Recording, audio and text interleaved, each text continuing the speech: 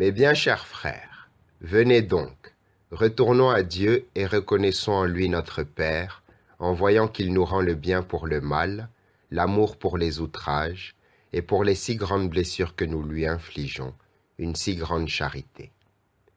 Écoutez ce que dit l'apôtre. Je vous adjure d'offrir vos corps comme un sacrifice vivant. Par cette demande, l'apôtre a fait accéder tous les hommes au sommet du sacerdoce.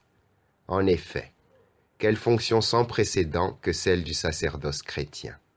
L'homme y est à lui-même et la victime et le prêtre. Il n'a pas à chercher au dehors ce qu'il doit immoler à Dieu, mais il apporte avec lui et en lui ce qu'il doit offrir pour lui-même à Dieu en sacrifice. La victime demeure la même, tandis que le prêtre reste aussi le même. La victime qu'on frappe reste vivante, et le prêtre ne meurt pas, puisqu'il doit officier.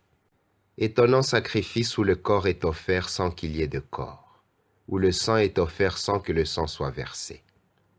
Mais bien chers frères, ce sacrifice du Christ dépend du modèle qu'il nous en a donné, lorsqu'il a immolé son corps pour que sa vie donne la vie au monde.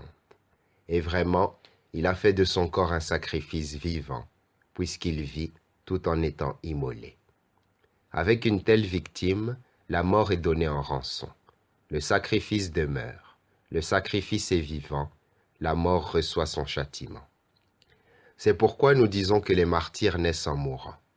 Ils commencent leur vie lorsqu'ils la finissent et vivent par leur mise à mort, et ils brillent dans le ciel, alors que sur la terre, on croyait à leur extinction. Je vous adjure, mes bien chers frères, par la miséricorde de Dieu, d'offrir vos corps en sacrifice vivant et saint. C'est ce que le prophète a chanté autrefois. Tu ne voulais ni offrande ni sacrifice, mais tu m'as façonné un corps. Sois donc le sacrifice et le prêtre de Dieu. Ne néglige pas le don que t'a concédé la souveraineté divine. Revêt la robe de la sainteté. Boucle sur toi le ceinturon de la chasteté. Que le Christ vienne voiler ta tête.